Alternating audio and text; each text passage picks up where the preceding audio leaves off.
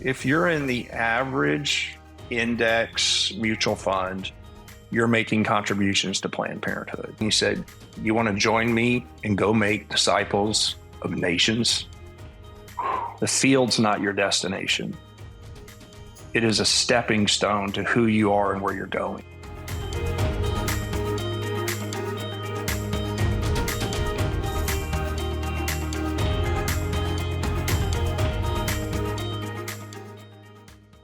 Hello, and welcome to the Liberty Spenders podcast. We are Kurt and Kristen Ludart, your hosts, and co-founders of the Prosper Group, an agency that's raised over $500 million and helped elect over 100 members of Congress, 14 governors, 15 U.S. senators, and 1 president.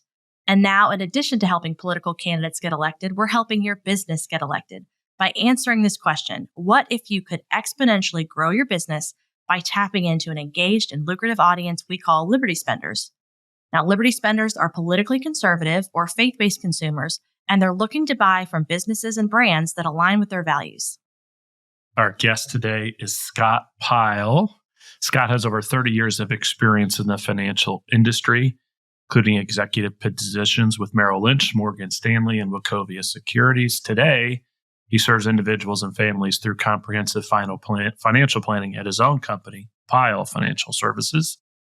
Our connection to Scott Pyle is in 2021, our alma mater, Indiana Wesleyan University, honored Scott with an honorary Director of Humane Letters degree, which sounds a lot cooler than my political science and history degree that I got from IW. And he spoke and gave the commencement speech in 21, exactly 20 years after I graduated there. And that he got to talk about being a follower of Jesus Christ and his commitment to serve others. We're also going to touch on his work with John Maxwell and his foundation, because John Maxwell is a hero of mine.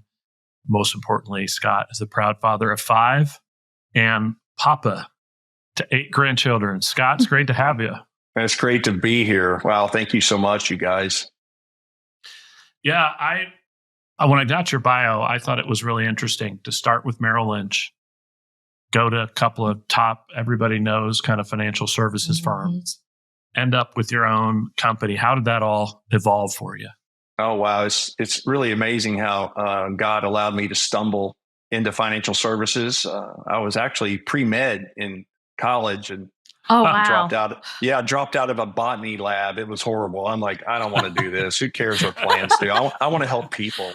And then chose finance because it had the least amount of accounting hours. And then really, my wife and I moved to Myrtle Beach, South Carolina in 1992, and I had the opportunity with Merrill Lynch. And it was a fantastic training program. I mean, one of the top firms on Wall Street. And but after about 5 years, the culture started changing for me, and I started to realize that we nicknamed it Mother Merrill. And that, maybe I wanted to focus more on the clients and less on the company. And y'all remember Dean Witter? Dean Witter, measure success one investor at a time. Yeah. So I left Merrill Lynch in a very customary way. And my clients and I moved to open the Dean Witter office in Myrtle Beach, and was so excited about that culture to serve, success is measured by one client at a time. 3 weeks later, Morgan Stanley bought Dean Witter, and I went from the pot to the kettle. And and again, great firm. Morgan Stanley, though, was more focused on beating Merrill Lynch than maybe the client level that I wanted to focus on. But I had agreed to 6 years, and I served my time. And again, great firms along the way. Just a different culture back then as well. And learned a lot, had a lot of great people along the way. And then went on to Wachovia Securities, helped build out the financial planning services there. Matter of fact, a tool that Wells Fargo uses today is the Envision plan. Myself and 5 others helped build out that plan, and over 3 million families, I hear. Let's just say over 1 million. A lot of families use that planning tool today. But all my life, I was kind of running from a culture to a culture, and I didn't realize it. But it was about the values, and it was about the people. And so about 10 years ago, I decided to open up my own firm. What a journey, huh? So Scott, through all that, where did you feel God leading you at the time? Or did you? Yeah, I did. But I think a lot of times for me, God's leading me and I didn't even know it. He kept tugging me back to, and today the industry actually has what's called a best interest, putting the client's best interest. Ultimately, I was living as if I was a fiduciary, always putting my client's interest above my own.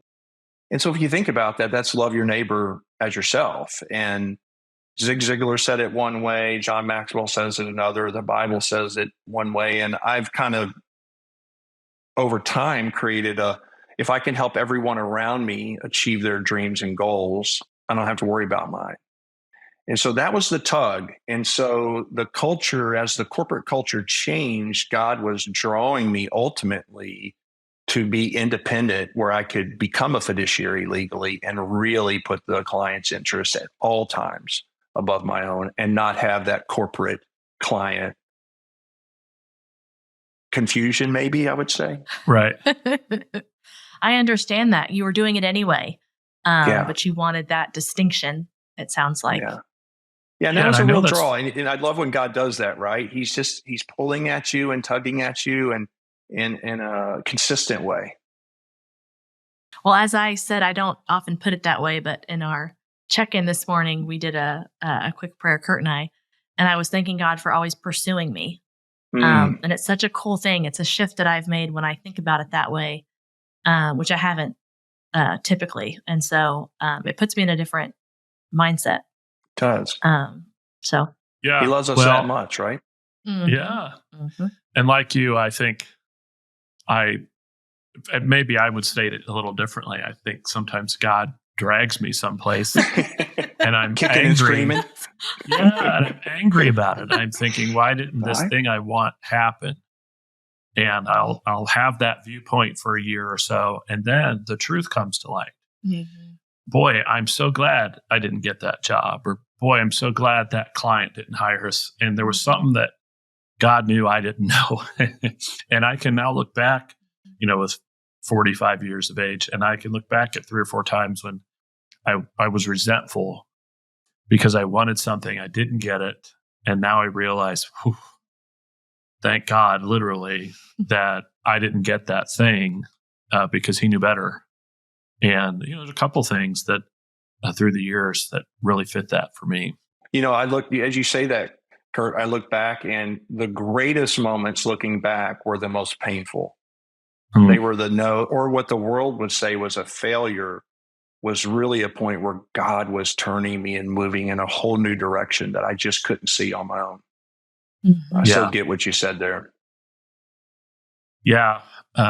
It is powerful. And probably the biggest one I always say is I had a job I desperately wanted right out of college. And Krista and I were so certain I was going to get it. We were already looking for apartments in Indianapolis. We were living up in Marion at the time near the university. We were already looking at apartments. It was a done deal. And then last minute, somebody came in. It was prestigious. It was exciting. At least for me, last minute, somebody came in and swooped and took it out from under me. And I was just so upset about it. Yeah. And then, just a few months later, the gentleman who really worked to try to set me up for that job, who was a good friend of mine, turns out he had been embezzling from the company. Oh, my goodness. I was a young guy just out of college, 22, 23 years old. And I'm almost certain I would have made a bad choice if I would have taken a mentor of mine and I had discovered what he had done. And maybe I would have said, let's figure it out quietly behind the scenes and save me from a lot of drama. So, that's a great point. Yeah. And so it is powerful how we end up where we're at. To your point, God sort of secretly guides us. And it's fun to go back and look at those moments now, right? It wasn't fun during it, but it's that God works. It wasn't fun in the moment, but that's that God works all things, right? All things for the good of those who love him, who are called according to his purpose. I used to read that scripture and think that meant God takes the bad things and makes them good. But he works all things, the cars outside, the way the studio's set up. I mean, all things for our good.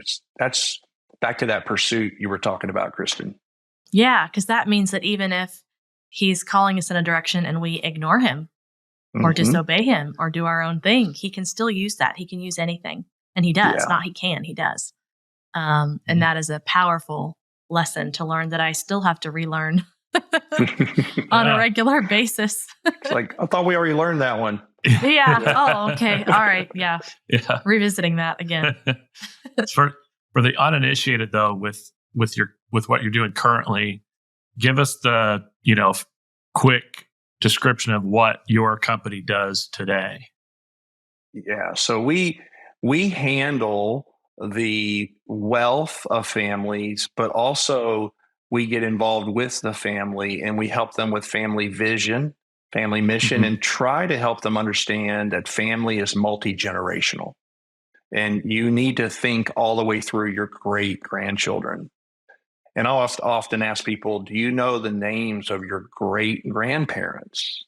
What were their values? What were their beliefs? What did they do that has fundamentally impacted you? And we need to make sure that we're passing on not just our wealth, but our values. It's not just the tangible legacy, it's the intangibles. So when I say comprehensive wealth management, from family governance to sometimes family counselor, to helping keep and grow your money, and some exciting new things. I don't know if you want me to go into it now about how we can invest money today that is not involved in pornography, adultery, child labor, which unfortunately leads to child trafficking, illicit materials, addictive, and still have excellent returns. And really with the coming of age of the computer, being able to filter out things that just no one had time to, even just 5 years ago. It's been a game changer. So people that have a certain faith and certain values, from the moment they hand us their money can be aligned with their values and not sacrifice excellence in their returns and their service. I do want to hear more about this. And I just realized I should have taken a moment because I think I may have done a disservice to our listeners glossing over that shift you talked about with becoming a real fiduciary.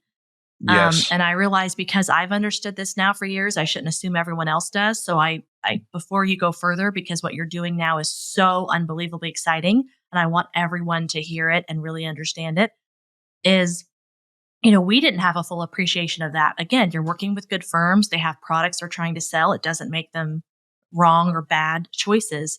But there is a distinction for those of you who maybe aren't aware in having someone who is a legal fiduciary. Yes. And I don't want to gloss over that. We are such big fans of Tony Robbins. He's been a great mentor to us, and we have learned a lot through his teaching and principles and events.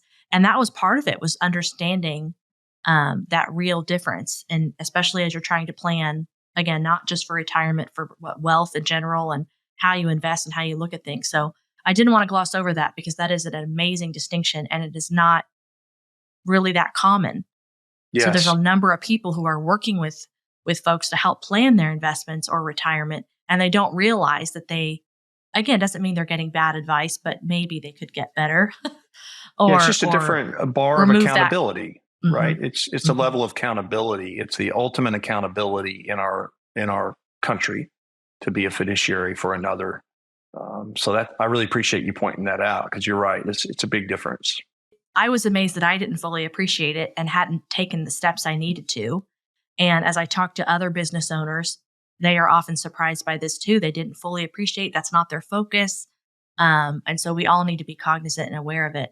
And so getting back to what you were talking about, because I've been jealous, as I told you before we started this podcast, but I know that you and Kurt have been talking about this new initiative, and I am thrilled. So I'd love for you to explain a little bit more what you were describing about how you can be thoughtful even on your investments, and what those companies are doing, and how you can have an impact even in that way.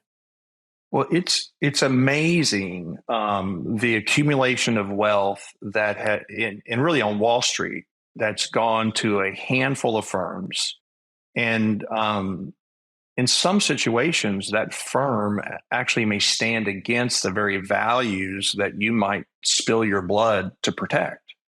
And so what we've been able to do is, first you should start at the advisor level. Does your advisor share your values and your beliefs? That's check one. But then check two, the corporation. And so unfortunately, if you're in the S&P 500 or you're in the average mutual fund, you're probably, I'll ask you this way, you guys, would you make a contribution to Planned Parenthood this year? Are you going to do that? No. Absolutely not. Right? So think about this. If you're in the average index mutual fund, you're making contributions to Planned Parenthood. So the level of profits from abortion, from pornography, from child labor in our current publicly traded companies is significant. And if it wasn't for the high level programming of computers to help us filter through, it would be very difficult. Back in the 90s and the 2000s, it was very difficult. And, you think about it was just a different environment. In the 90s, corporate America was a free trade, for profit, free markets. I make a widget. Will you buy my widget? It was pretty much, but it seems like today everything's becoming weaponized. And so we can now and our company can align your wealth and your investments with your purpose and your beliefs and still return excellence to you. You don't have to sacrifice. It even gets down to voting proxies, that the amount of wealth that's being controlled in the hands of Christians and conservatives, very little of it is aligned with our values. And so we need to kind of wake up to this reality that our money is being used against us by agendas of boards that we didn't get to elect, who are using that money for anything from profit. Think about it. Just I don't want to list it all, but it's things that we would not support with our money. And so we now have choices.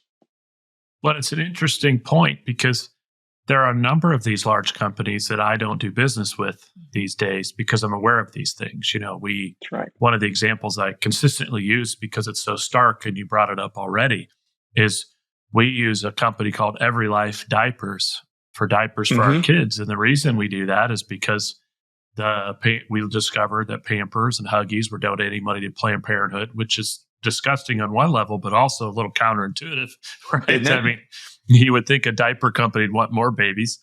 That's right. But I had never once thought, is any of my money invested in those companies? And it almost certainly is, right? Yeah. I'm probably a minuscule owner of that company in the form of the money that we have in these ETFs and mutual funds.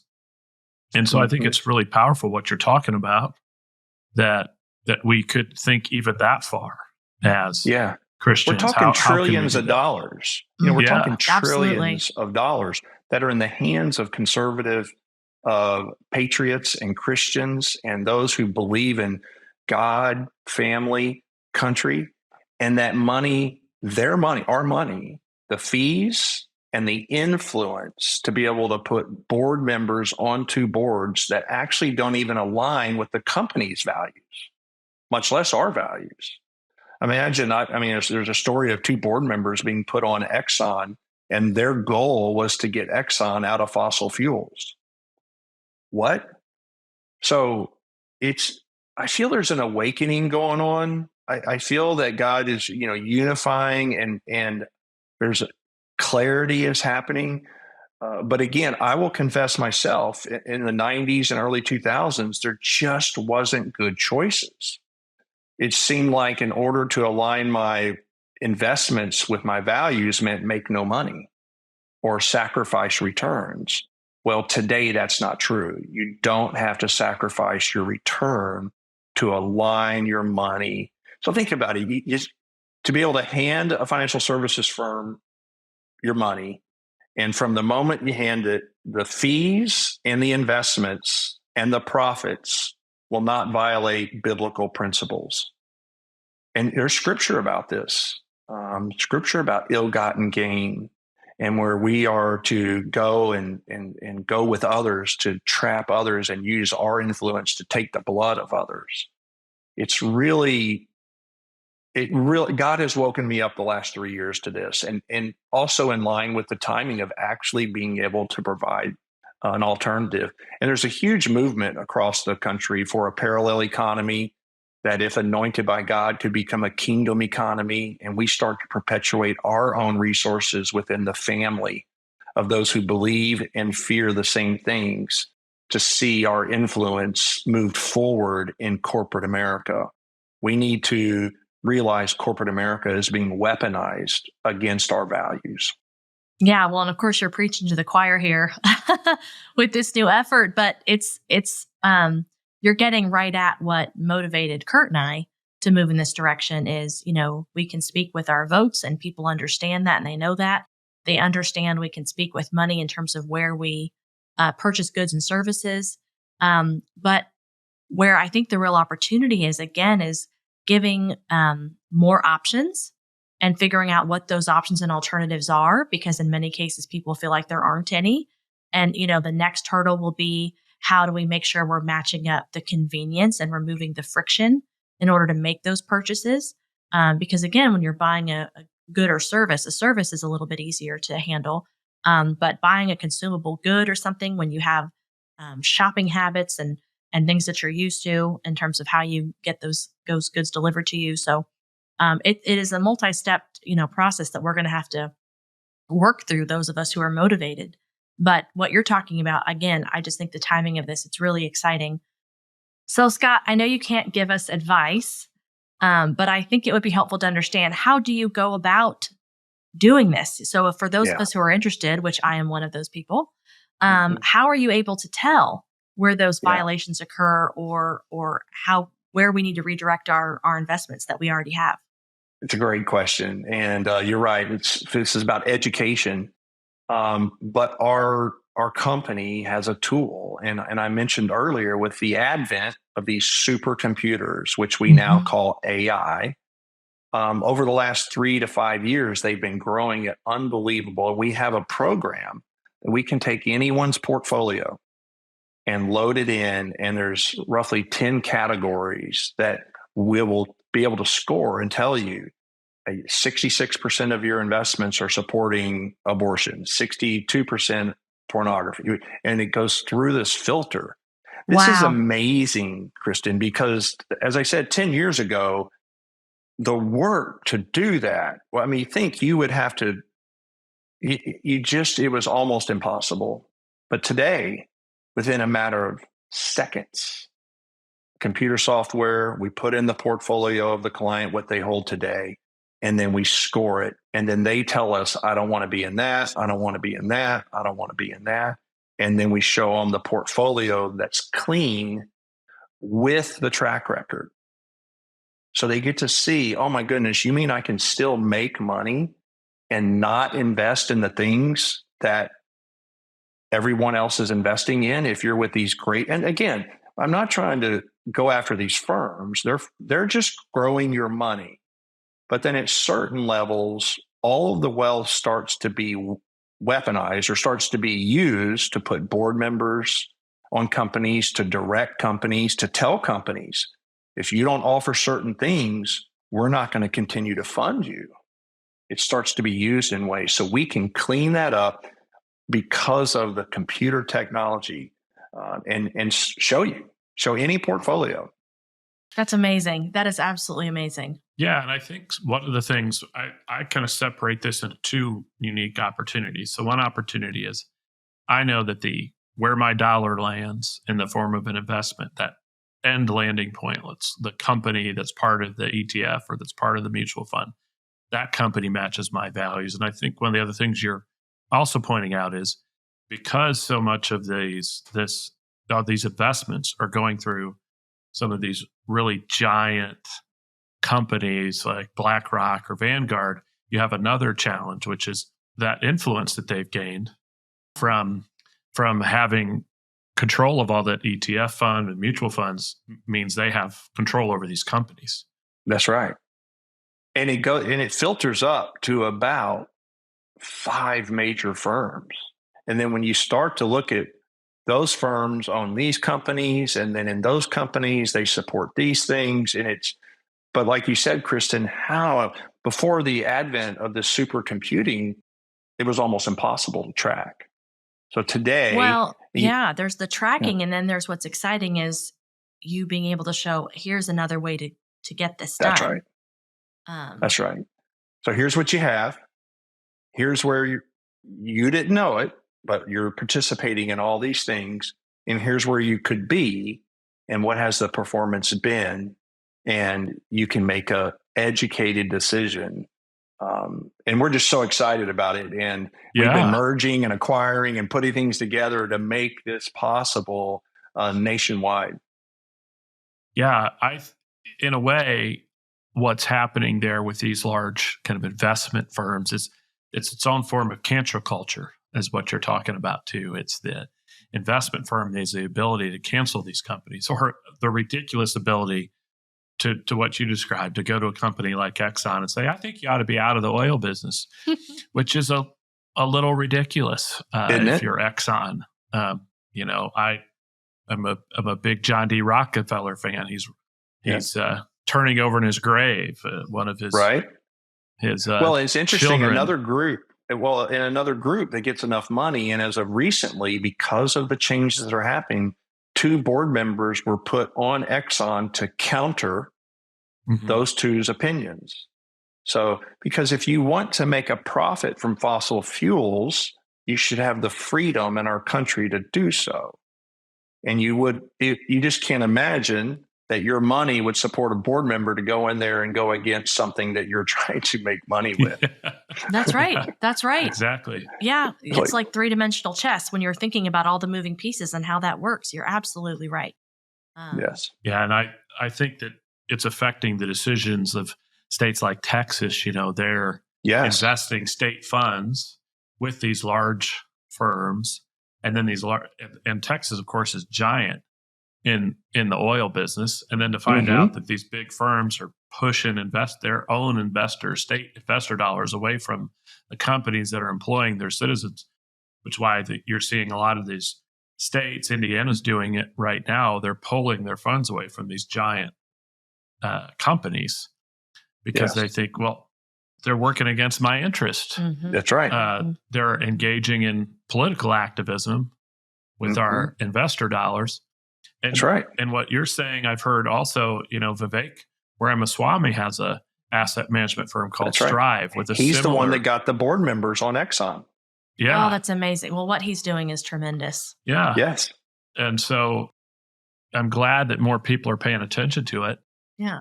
Because it's important. Well, yeah, because Strive, what they're saying is we care about your return, not some other agenda. So we are just absolutely, all we care about is just returning to you the most money we can, which is exactly what you want from someone in that space. Clean and within our guidelines, right? It's not about supporting agendas, not your agenda, not someone else's agenda. It's about making money in this avenue. And if you think this is a good place to make money, come join us. And that's what we're fighting against now. And Kristen, you asked me earlier about, did I feel God tugging me?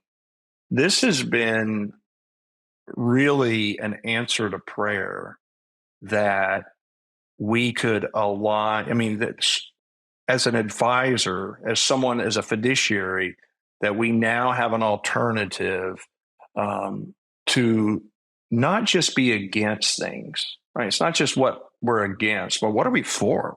Exactly. What companies out there? And so if you take the Russell 3000 and you filter it down to the top 100 that are doing it well and in line with us, and then where are they in their cycle? And then the investment team goes in and looks for momentum changes. And it's just this amazing system that we did not have before. And that was the tug. God has been pulling me to this moment for this time so we can come with a very good proven alternative. Yeah, it's just that old, discussion before that's been had over time of boycott versus boycott. And a lot of those things, it sounds good, except when you feel like, well, what are the alternatives? If I don't want my money to go here, well, where else can I go? Where can I go? Right. And so that's the power of what we're all trying to achieve. And I think coming at it from your angle is it's even more exciting because it opens up opportunities. I know this doesn't sound like that's not the focus of what you're doing for families and clients, but the opportunity then even for other businesses to find ways to be successful because they have an avenue to get those investment dollars to grow those businesses. That I also think is extraordinarily powerful as far as what the potential could be down the road. Absolutely. That's a really good point, because as the money starts to move into companies, like one of our money managers we use, company, their statement is, we invest in companies that make the world rejoice. I mean, isn't that a great, we want to get back to, let's invest our money in good companies that do good things and return good profits that we can be proud of. And as we come together, we can really change. We can start to make an impact together. Yeah, and this is a recurring theme we have too when we talk to people like yourself or people that are running businesses that have a cause attached or are trying to speak to this audience specifically, is that,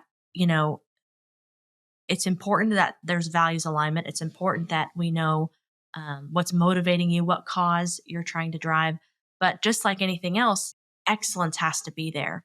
And so I love that dual focus. We have to be as good, if not better, than what the other options are. And so both of those things need to be true. Yeah.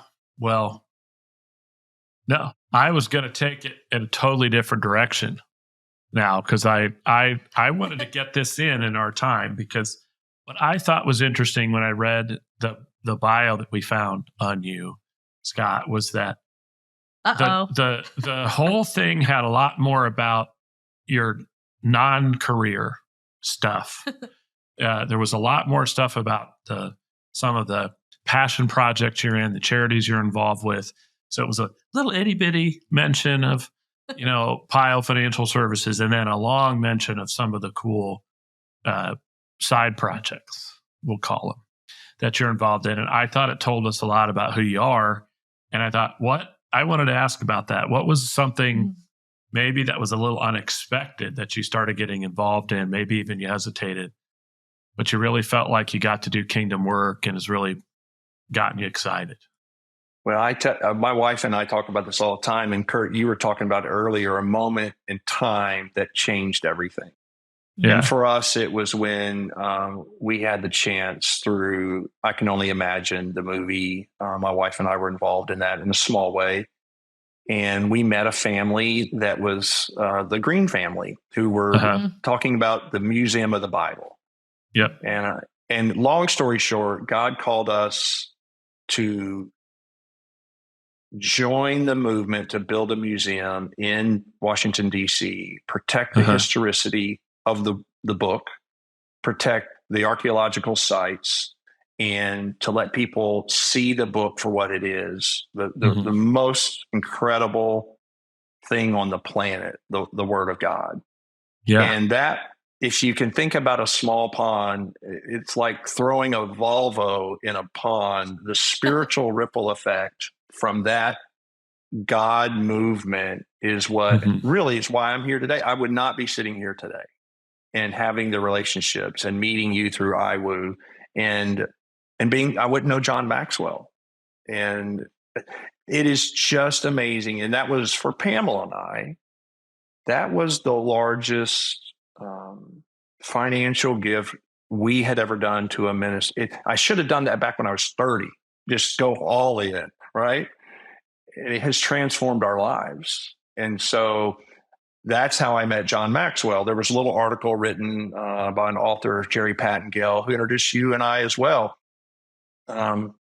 about Pamela and I called A Miracle in Myrtle Beach. And it's about two little country kids. She's born in California, raised in Pawnee, Oklahoma, very small town. I'm raised in New Caney, Texas. We're just a couple of simple little country kids that God has just done unbelievable things. We're just so amazed. And so to have John Maxwell call me Memorial Day going on about 8 years ago, I almost crashed my car because he's a hero of mine. I've been stealing his stuff for 20 years, right? And the Lord has broken our hearts for the Great Commission. And we decided 8 years ago at that moment to not sell things and go into this unbiblical thing called retirement. And that's a whole nother conversation, Kristen, about I'm in an industry that has the wrong destination, the wrong bullseye. Retirement's not the destination, it's purpose. It's living our purpose through financial freedom. And so meeting John Maxwell, and then my wife's passion is we have a ministry in Rwanda that she's the chair of, called Africa New Life Ministries, where we feed, clothe, care, and educate about 12,000 children, about 35 schools and 11 villages, 25 churches, the only college of theology that's certified by the government. And she and the group built the second largest but most state-of-the-art hospital in the country. And we do healthcare evangelism and saw 70,000 patients last year. So it's unbelievable what God has done. And that is our focus. We grow to give. The companies, the investing is an engine for the fulfillment of the Great Commission. Go make disciples of nations. And that's what John Maxwell said to me if you want to get into that, Kurt, I don't know if you want to, or. I'd love to talk about John Maxwell in part because I also, I remember listening to his sermons back when he was pastor at, let's go something like Skyline or Skyview or something. Yeah. And so like you, somebody I've listened to for years, so I'd love to hear that story because I probably would have crashed my car too if I picked up the phone. And I might have said, who's joking with me, pretending they're John Maxwell is what I probably would have done. I still have that recording. He left that message. John's an early riser. It was like on Memorial Day at 7 a.m. Like, who's calling me at 7 a.m.? So I was at noon going to lunch and, hey, Scott, this is, John Maxwell. And I did. I about crashed the car. But long story short, he asked, he had read the article and heard from Jerry about what Pamela and I had the privilege of doing and what God was doing through us. And we met. He asked me to come up, have lunch, and go golf. And I could talk about this for hours, so I'm going to try to keep. But there was a moment about the 12th hole, and at this point, if you've ever been around John Maxwell, you're in love. It's just a love fest. The guy he's exactly who you would think he is. He is consistent. He loves the Lord. He's a broken man. He knows he is. And is all about telling people about Jesus, valuing them, loving them. And he's just become a dear friend and mentor. But there was a moment about the 12th hole. Now we're poking jokes. And he asked me that question. He says, Scott, what really gets you going? I mean, like, where does God really press in on you? And I'm thinking, this is John Maxwell. This has got to be a good answer, Okay, this is. I know. I want to be articulate. I want to give a 3-part answer. This has got to be good. And I said, John, and what I said was true, but it was a little clunky. And I said, John, I love making disciples who make disciples. And I thought, oh, that was good. That's good. Yeah. And he's like, oh, man, Scott, I love that. I love that. And he put his hand over on my leg and said, so where does that come from? Where did you? And now I'm starting to panic a little bit like, oh, no, I've messed up. I'm like, the Bible. It comes from the Bible, the Bible, the Bible. Right? Is that right?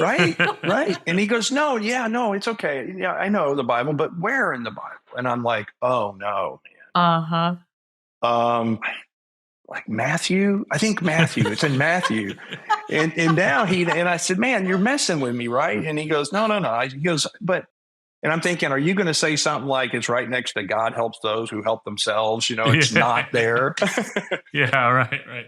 And he looks at me, and it was the moment that I knew that everything in my life, whew, had led me to this moment. And so he said, Scott, and he says Matthew 28:20, and I think that's right.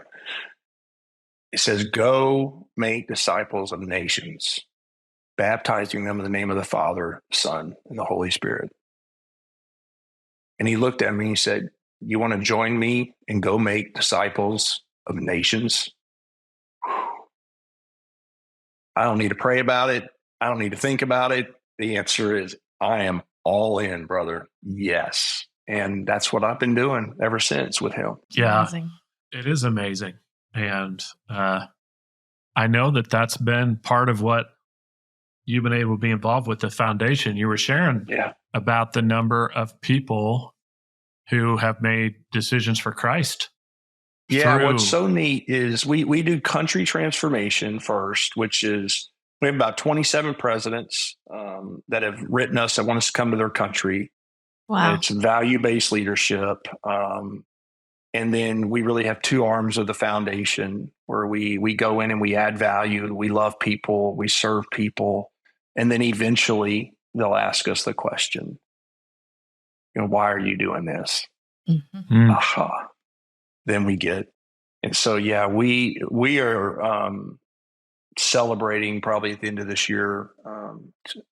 Right now we're celebrating about, I have a clock out in my lobby. It's 1.6 million and some change have come to know Jesus through our program. And since I've been involved, and it's overwhelming. It's a privilege. I mean, it's just such an honor and a privilege. And it would not have happened if Pamela and I wouldn't have heard the Lord and stepped out in a way like we've never stepped out before with the Museum of the Bible. And Steve and Jackie Green and their family are just amazing. They're friends, and they're just sold out for the King.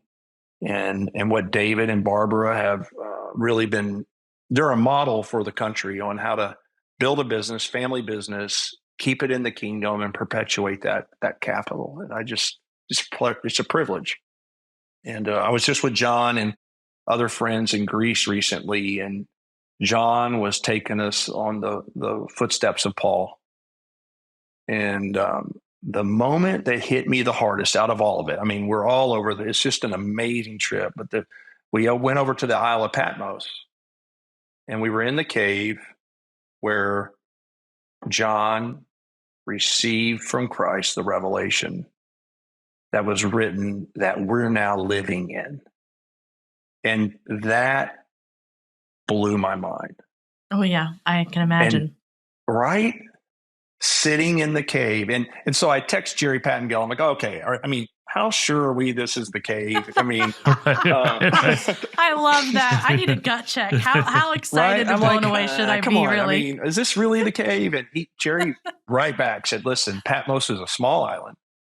There's only 3 caves that are livable, and the first church said that's the one. And it makes sense that it is because of the way, even the winds and the habitation of that cave. And to be there where John slept and laid, and they had it. I mean, it's just those moments for me when you see, and that's what I love about the Museum of the Bible is in DC, you can go there and see real artifacts. And you can walk in, we've done a village where you get to walk through what it's like to be in a village in Israel. If you haven't gone to the Museum of the Bible, you got to go. You just got to go. I know. I was thinking about this too, because we actually interviewed Steve Green recently, and he made me cry at the end. So it's okay to get emotional. It's okay to cry on the show. Good. It's okay. Yeah, all right, good. And he started it, so I'll blame him. Yeah. But I was thinking about that because we've known about that museum obviously for a number of years, and even in all of our back and forth, going back and forth to DC, we're there to work, And so we rarely give ourselves time to actually enjoy or go to museums. And so I've done myself a disservice and need to go. Yeah. Yeah. I think, Well, and it's, it's just an amazing, amazing experience. yeah. Well, I think what hits me from all of that is something I've been reading about a lot. I use my Bible app and I pick a new 30-day or 60-day series. Now read through it and start something different. Right now I'm doing one on the women of the Bible, but I did several in a row that were New Testament related, read the Gospels through in different forms a few times. And the thing that I noticed when I did it recently was how often Jesus talked about believing. Mm. And I have read through that and not really, not really recognized it before, but I'm thinking this is intentional. If there's all this discussion of believe, and what I got out of that was there's a difference between that sort of part of us.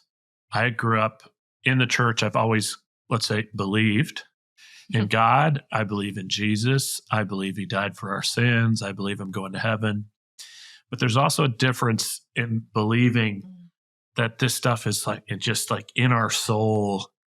We understand 100% that it's true. There's nothing mystical or magical about what we believe, or like pseudo-religious where we're just, sometimes we kind of minimize. But there's the idea that there was a book of Revelation written by a guy in a cave, and you can stand in it and know that it actually happened and it means something, I think is what Jesus is referencing here. Like if we just onboard the belief, and because I realized a lot of times my real problem is I don't believe. Yeah, not really. I don't act like it. Right. Right. I think John Eldridge calls it practical agnosticism. Right. Like we believe, but sort of on a practical basis, we're like, you know what? God doesn't really have my back here. Right. I trust him with this, but not really with this. Yeah. Or this is a money problem. So I need to work harder. I need to pray harder, And so as you're talking about that, like it's just something about I'm there in the cave and this is real. Yeah. Right. And very powerful. Yeah. It is. And it's, and you talk about belief in John. If you haven't heard John Maxwell do the 4 pictures of God, I recommend you go to YouTube and listen to that. It's the greatest way that I've heard to share the gospel with someone in a conversation. John's so inspiring. He tries to personally he always is loving people. And it's like when you're around our group, who can anticipate each other's need first? There's just this love. And so Jesus told us that they will know your mind for the love you have for one another. And then how do we grow our faith? We grow our faith by the sharing of it. He doesn't say 12 Bible studies. He doesn't say, he says you grow your faith by the sharing of it and the defending of it. And it's interesting to stand and be where it actually was written about the very time that I'm living in. That is just overwhelming. It's just overwhelming. It's such a pleasure. I also think this is just a great, perfect transition into talking about anticipating heaven. Oh, yeah. And I know your wife has written a book. Yes. About this. And so tell us a little bit about anticipating heaven. What's the book about? And why'd she write it? What's happening there? Yeah. So my wife is a retired physician of 30 years and worked mostly in the ICU. And years back, she had a patient, and my wife is just so many times I would hear stories of, oh, I looked up and there was this angel standing over me. And no, that was my wife. She's your doctor. But she is an angel, and she's just an amazing woman. And God laid on her heart about 5 or 6 years ago. One of her patients that she had just fallen in love with was dying, and she was walking her through the process and talking to her about it and her family. And this was, imminent. And so Pamela starts crying, and she's holding the lady's hand, and she literally starts consoling Pamela and says, "It's okay, honey. It's okay. It's going to be a good death." And that has just permeated our life of what is a good death. And it's a life well lived. And then that led her to writing about 30 years. So the book is about navigating the healthcare system and what you can ask for and expect as a believer. You can request certain things, how to have peace in the emotional roller coaster of you getting the phone call. And so we're all going to get a phone call or just not wake up one day or have an accident. It's happening. No one gets out alive. And so it's about the emotional roller coaster of a terminal disease, not just your terminal disease, but your parent or a loved one, and how to navigate those waters. And, but also how to have hope during suffering, and how God uses suffering in our life. Because again, we talked earlier, all things work for the good of those who love her, loving, and are called according to his purpose. And so, for a first-time author, we were just amazed. HarperCollins Christian, her publisher, I think the world's largest publisher, have published the book. It's under pre-order. You can pre-order it at Amazon or Public Square, and it'll come out in January. And the first 10,000 people who pre-order are getting actually a $500 gift from our firm, which is the opportunity to go through a couple of our financial offerings to look at elder care, long-term care, and evaluate the cost of dealing with some of the things that are imminent, but we don't want to talk about, but anticipating heaven. And so I say it's about the doctor, the patient, and the dying process, but it's so much more. So she gave me some notes that I had just mentioned a little bit. So it's a beautiful book from a beautiful woman, and we're excited about it. Well, that sounds exciting. And you said it's under pre-order. Is the official release date set? Yes, it is in January. I don't know the date, but if you can pre-order it, and I think in January they start shipping. Okay, so that's the deadline, everybody. I think you I think you said something when you're describing this that I paused and I wrote down, because I don't know that I've ever heard this before. Maybe you stole it from somebody. Maybe you made it up. If you made it up, you're going to have to put it on some cards, But you said, what's a good death? Having a great life was the statement. Yeah, living well. Yeah. Living well. That's it. Yes. Living well. And I thought, maybe I'm the only person who's not heard that before, but I thought that's something to live by. It is.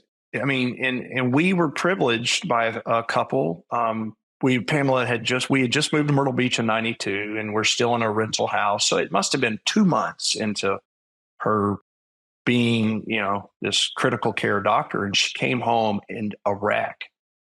I mean, weeping and crying almost hysterically. And I'm like, honey, what is going on? I mean, who's hurt?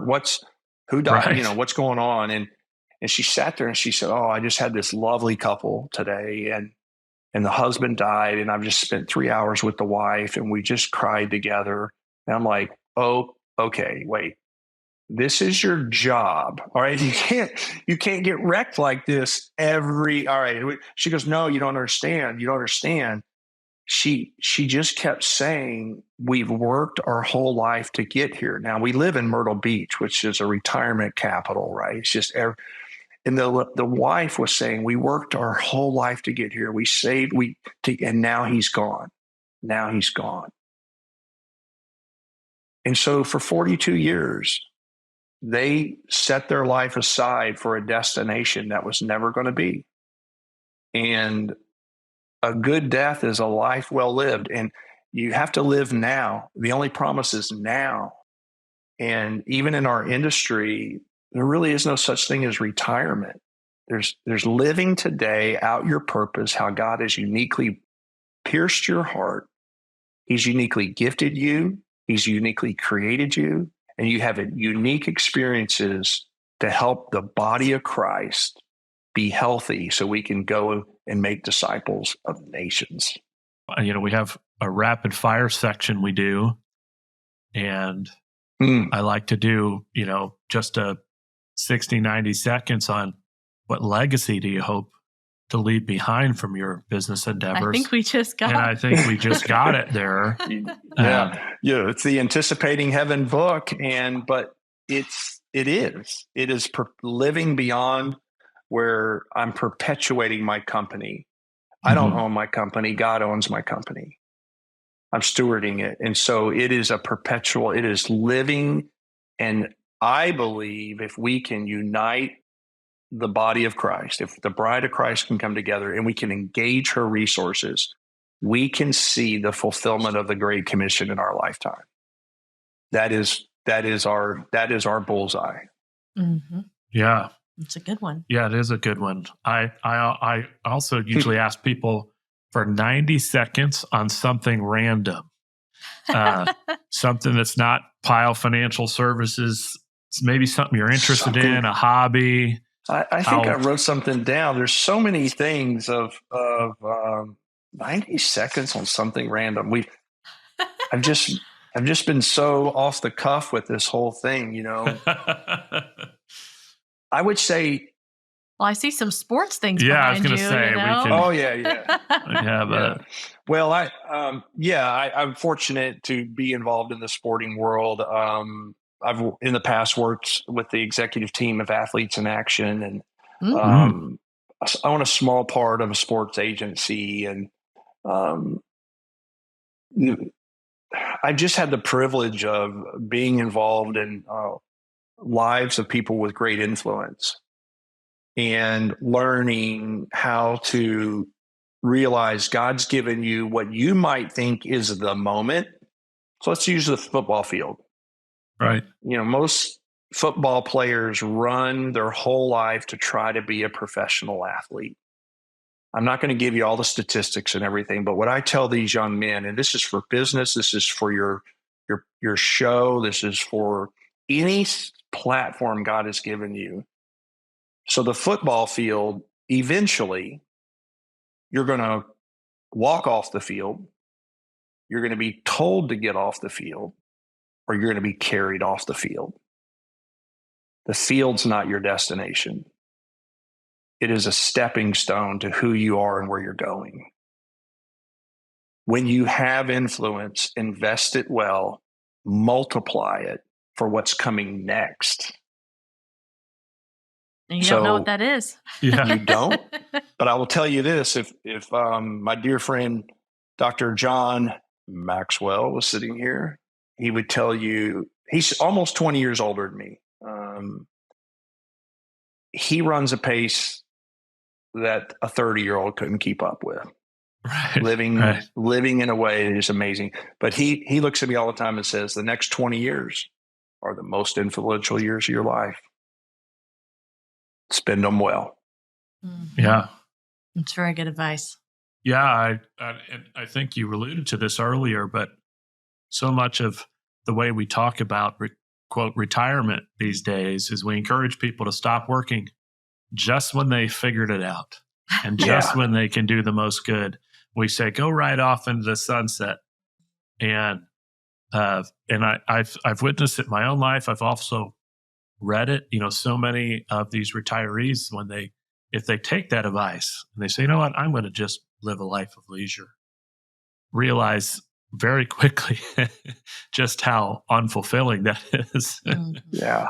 And do you mind if I jump in there for a minute? Of course, now with longevity, No, do it. we should be living a lot longer too. So, with all the advances, Kurt and I talk about that all the time. Nope. Yes. 100, 120. We got a long way to go. Yep. And so I always say, hey, there's good news. You're living longer, but there's bad news. You're living longer. Yeah.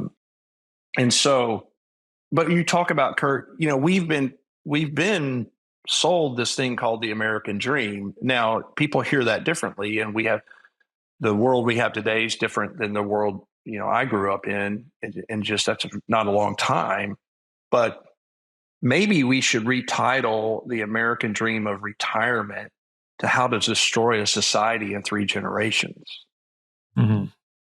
Then let me explain. We tell people to work hard and hoard up for some day that may or may not come, to live a life of something in a magazine or a dream. And at the expense of our children, our spouse, our marriage, statistically, you're not going to get to that destination with the wife you're with, the spouse you're with. You're going to have to cut that money in half. And when you get there, if you make it there, you haven't been with your kids, you haven't been with your family, you've been absent. And now you, like you said, Kurt, probably when you're really starting to become an asset to society, you've got the scars, you got the lessons learned, and you're a real mentor to people. We tell people to check out, move to some destination where you don't know a lot of people. And the most important decision you're going to make all day is, where do we have lunch?